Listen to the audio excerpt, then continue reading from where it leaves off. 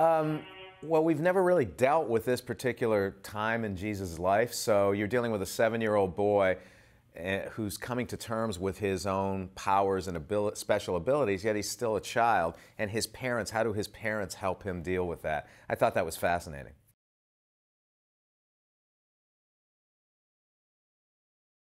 It started with a book. The book was a bestseller by Anne Rice. The book was called Christ the Lord. It was brought to us by the director and writer Cyrus Nowrasteh. We looked at the book, we fell in love with the story, and we knew we had to tell this story. It just felt like something that people had never seen before. So for me, it was an exciting time to deal with on screen because, again, you're always trying to find something that hasn't been done before. This had not been done before.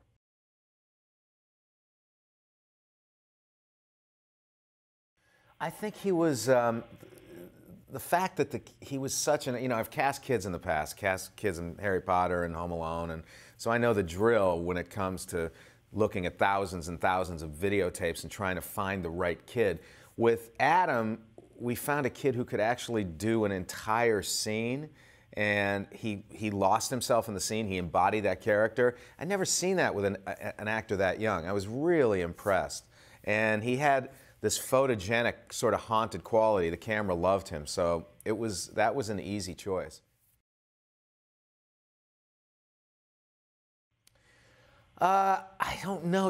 It's interesting. This particular film, we knew we were dealing with a section of Jesus' life that's not dealt with in the scriptures, so we surrounded ourselves with a team of religious historians and also someone from the Vatican, so there were no missteps along the way. And as a result of that, we've gotten these rave reviews from all of the religious leaders across the country who are supporting the film and are in love with the film.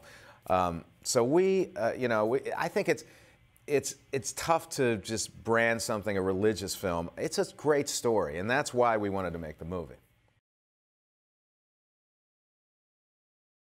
The ones that you do love, there's a special place because you make these movies in the hope that they'll be timeless. I mean, that was always kind of my mantra as a writer and as a director. I always wanted movies, even when I was writing movies like Gremlins and Goonies and then getting into Adventures in Babysitting and Home Alone, you wanted those movies to feel sort of timeless. I thought ahead, in 25 years, 30 years, when people are watching them on TV, I want them to feel as if they were made yesterday. Some of the clothes are going to be dated, that sort of thing. But at the same time, I wanted them to still feel fresh. So that was very important to me. No one favorite, no. All favorites, I mean, most of them favorites for different reasons. I don't tend to go look back a lot. I really want to move forward. I feel I'm about halfway through my career, which is a long career, I guess, if I go another 30 years. But it depends on how I'll be doing when I'm 80 something.